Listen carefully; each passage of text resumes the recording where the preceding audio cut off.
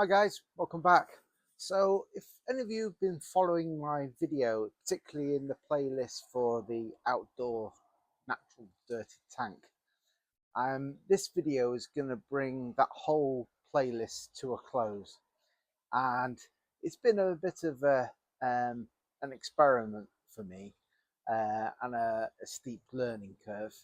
And I'm going to go through the points. As you can see, I'm at the site where the aquarium used to be and what has happened to it, um, and potentially what it could lead to, um, keeping an aquarium outdoors in the United Kingdom with our lovely weather we have. So yeah, that's this video. So you can see from behind me the aquarium is absolutely fine, and yeah, it didn't come to some kind of catastrophe like the frost smashing the glass or anything. But I did experience, from going to a semi-tropical kind of environment right down to through no heat at all, and the different effects that the outdoor environment has on an aquarium. And I just want to highlight some of the points if anybody's tempted to do the same, that are living in the UK and have an outdoor space that is sheltered. You know, it's out of the weather extremes, like it's in the dry. But this is sort of kind of a log of what actually happened at different points with the aquarium. And if you look back at all the videos in the playlist, it did start out quite well because I started it in the summer months. So obviously it was a lot warmer outside, and the plants grew well.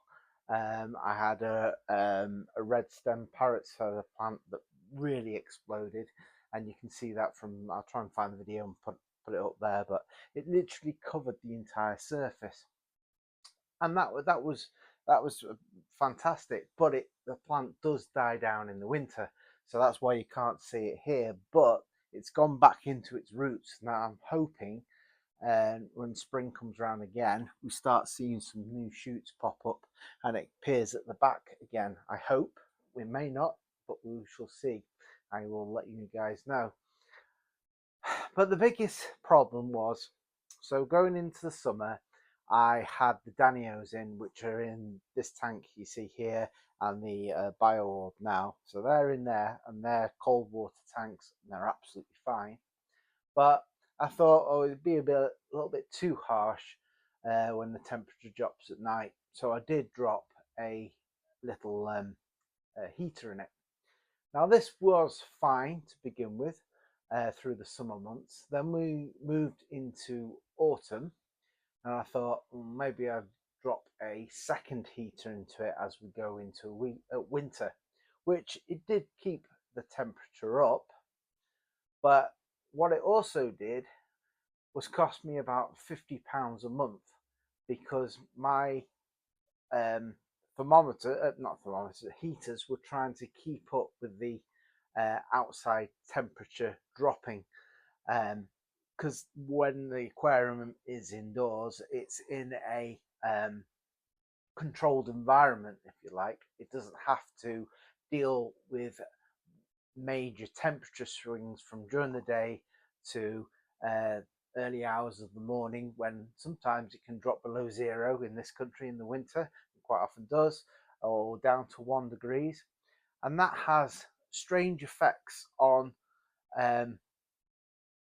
the tank, whereby you get condensation building up on the outside of the tank, which then this can actually freeze, and it can lead to the glass cracking. The extreme temperature shifts between day and night will have excess stress on the joints, on the glue that's gluing the glass together. That can become brittle and eventually fail, and then your tank will just fall apart. So that was a concern over the long term, for a reason why not to do an outside tank. I have to unfortunately try things and learn the hard way sometimes, but hey, Oh yes, I mentioned about the thermal expansion on the tank. It's no good for the silicon seams. Um, Basically, they go from night to day constantly, temperature rising, temperature dropping, all through the months of the UK cycle, UK weather. What it would do, and I didn't want to take the risk of leaving it out any longer, because I like this tank. It's a good sized tank. I like the curve of the glass, and I don't want to ruin it, because they're quite expensive to replace. Plus, I've got little lives in there, so I didn't want them to wake up one morning and the tank in pieces on the floor. So that's another good reason why to bring it in. With the extra light exposure, I noticed an explosion in algae growth, and I'll try and say this right, cyanobacteria explosion, the blue-green bacteria stuff, and that exploded. And partly that started off during the summer months because I had a filter which was completely inadequate. And if you saw the last video when I bought the uh, Eheim filter that's running at the back there, it's got a strong flow. Basically, the water only had an air stone in it, so there was very little movement, and that's what this blue-green bacteria love, and it basically took over the tank. Um, so that wasn't ideal. So I had to deal with that by changing the tank from a semi-heated one to a cold water tank, then changing the fish that was in it, and get rid of some of the blue-green bacteria, cutting back some of the plants, turning the light off completely. But I didn't cover the aquarium. I just turned the light off, so they're still getting the ambient natural light during the day, but it didn't have any heating in it, which helped reduce the bacteria. But this blue-green algae can survive. It can even grow under ice. So it's not necessarily a cold that will kill it off. It will just slow it down. So it was all these findings that I had to find out for myself, because I quite like the idea of we sit out there in the summer and looking at an aquarium next to me. And in the summer months, if our environment in the UK was like that all the way through, then yes, you could probably get away with it with the correct filtration and movement in the water. I've put a second, well, the original filter I've put down in this corner here, so it's creating like a vacuum round blowing this way, hitting the glass, moving along, and that Eheim one is flowing that way. So I've got a constant movement of water, so you can see sort of movement in the leaves of the plants and things. I'll do a close up in a minute. So I'm going to close this chapter of the outdoor tank now because it's indoors, and I've managed to get rid of nearly all the blue-green bacteria. And I'm now going to, I don't like using fertilizers or chemicals. I like to do things completely natural. So the way of getting rid of the rest of it is keep adding more and more and more plants, and that will starve the bacteria of any nutrients, because the plants will take it away from them.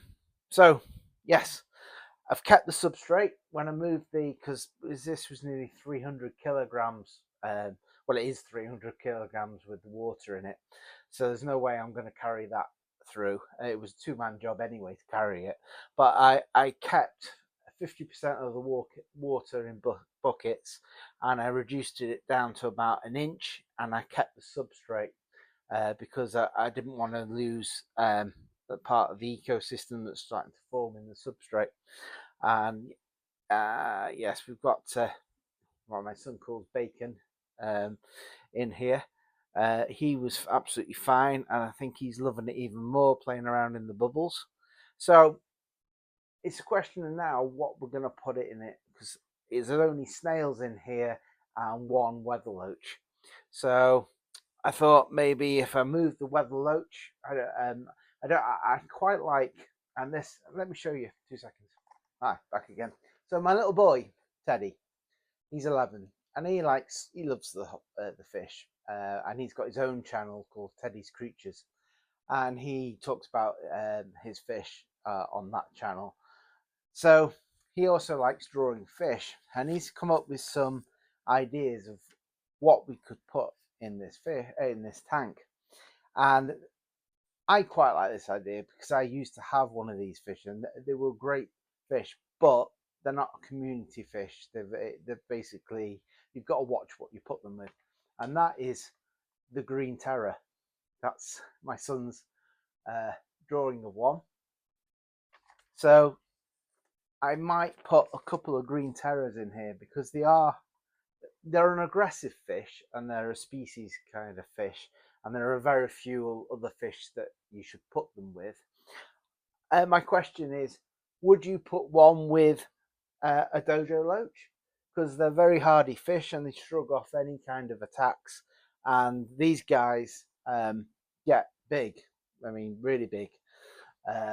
And I've already got two that are living quite happily for years in the pond.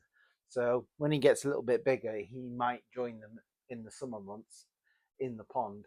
But I don't know. Let me know. What do you think? Would a green terror go well with the dojo loach?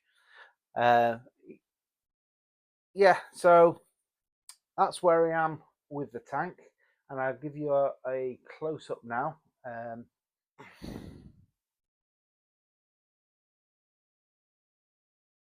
So I put a lot more plants in there. You can see the new filter is going well.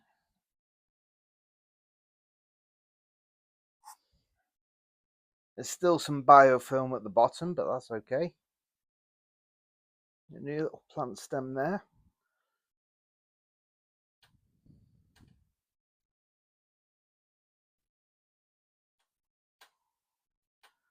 So I think the aquarium is looking a lot healthier. That's the old filter which I cleaned out before and reintroduced, and that's now creating a movement in this area of the tank. So I'm trying to eliminate dead spots to stop this bacteria coming back, and I think I'm going to add some more plants at the back, and hopefully right at the back, I don't know if you see about there, that's the remnants of the died back red stem parrot's feather plant. So I'm hoping that one comes back and fills this area, although I'm not going to let it go as wild as I did before. Substrate is looking good.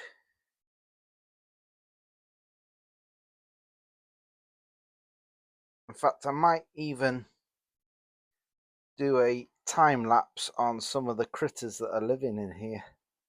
That might be one of my other videos. So the Danios are quite happy in here. There's another baby little dojo loach there.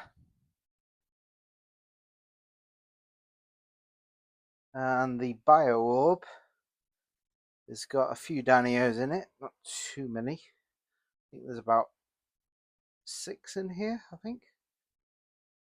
And we've got the Hillstream loach. I don't know if you can see him just on the back of the slate there. There he is.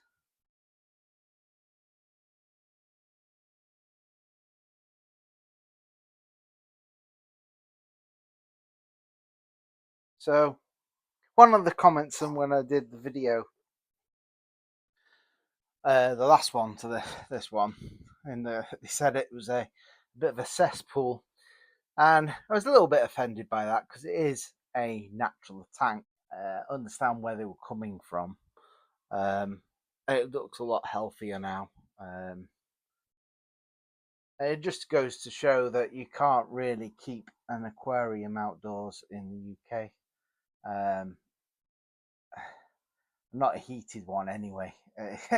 It's just a ridiculous cost.